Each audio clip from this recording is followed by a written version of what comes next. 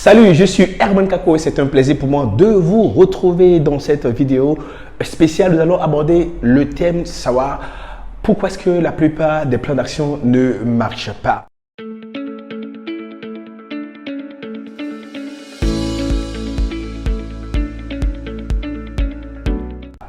Vous imaginez, lorsqu'on a élaboré un plan d'action, on est convaincu qu'avec ça, par exemple, on va pouvoir accélérer, par exemple, la capacité de son entreprise à répondre aux attentes des clients, à réduire les délais, par exemple, à délivrer une meilleure qualité, à battre la concurrence, à s'assurer que on élabore des campagnes qu'on réalise de façon efficace. Pourquoi, en général, ces plans d'action, aussi bien faits qu'ils le soient, dans des templates Excel, PowerPoint qui sont assez charmants et séduisants quand on les présente lors des réunions de planification. Pourquoi est-ce que ça ne marche pas? Avant de pouvoir entrer dans le vif du sujet, j'aimerais partager avec vous une anecdote. La dernière fois, un directeur commercial, après 3 mois d'exécution de son plan d'action, s'est posé la question de savoir pourquoi est-ce qu'il n'était pas en train de délivrer les targets attendus. Je lui ai dit, est-ce que je peux jeter un coup d'œil à ton plan d'action?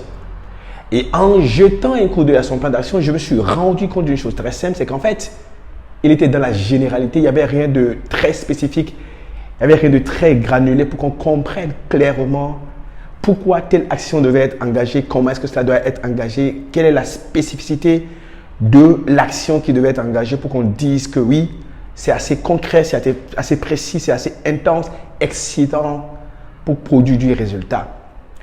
La première ligne que j'ai pu voir la redynamisation de l'activité commerciale. Je l'ai dit, quand tu parles de redynamisation de l'activité commerciale, ça veut dire beaucoup de choses et rien à la fois. Est-ce qu'il s'agit d'intensifier la prospection?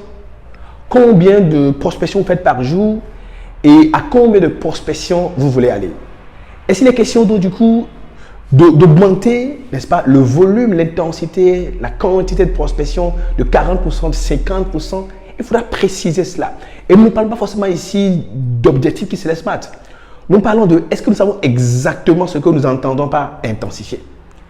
Est-ce que parfois les gens font les prospections mais il n'y a pas assez de relance? Est-ce qu'il s'agit d'optimiser, d'améliorer la quantité de relance après chaque prospection?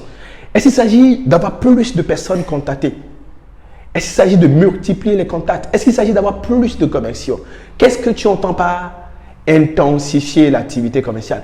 Bien évidemment, cela doit être mathématique, cela doit être granulé en des chiffres palpables. Est-ce qu'il faut passer de 10 prospections par jour à 100 prospections? Est-ce qu'il s'agit de multiplier le nombre de fois où chaque commercial est supposé appeler, on va dire, un prospect avant de dire je le laisse de côté? Qu'est-ce qu'on entend par intensifier l'activité commerciale? Et je voulais dire quelque chose de très important.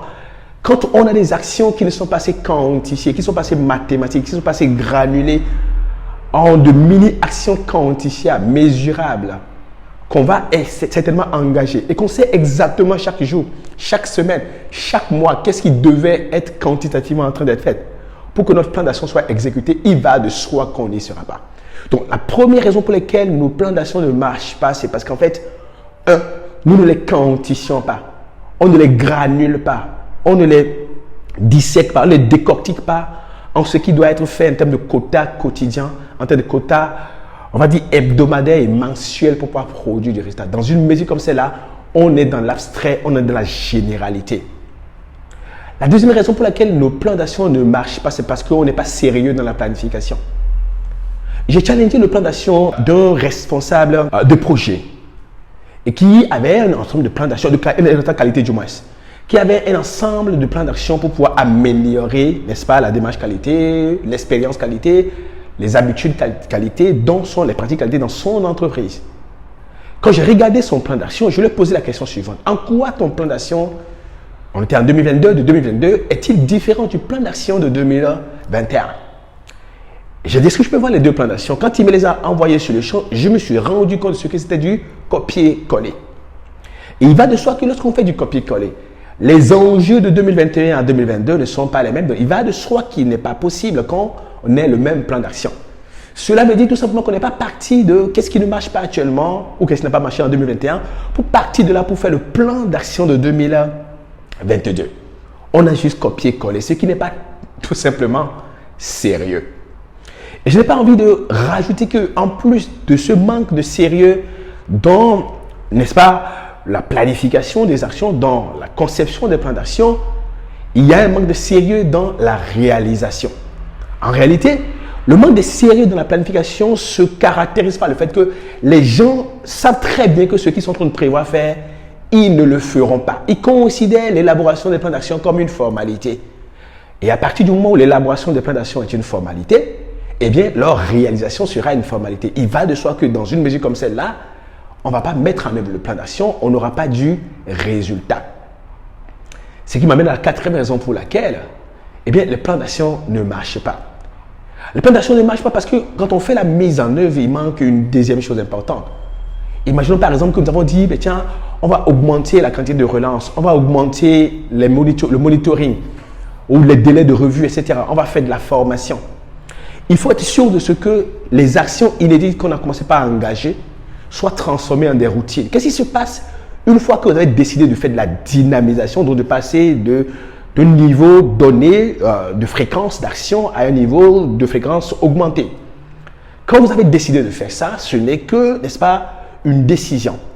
La question c'est est-ce que ça se transforme en des routines? Qu'est-ce qui se passe 2 mois après?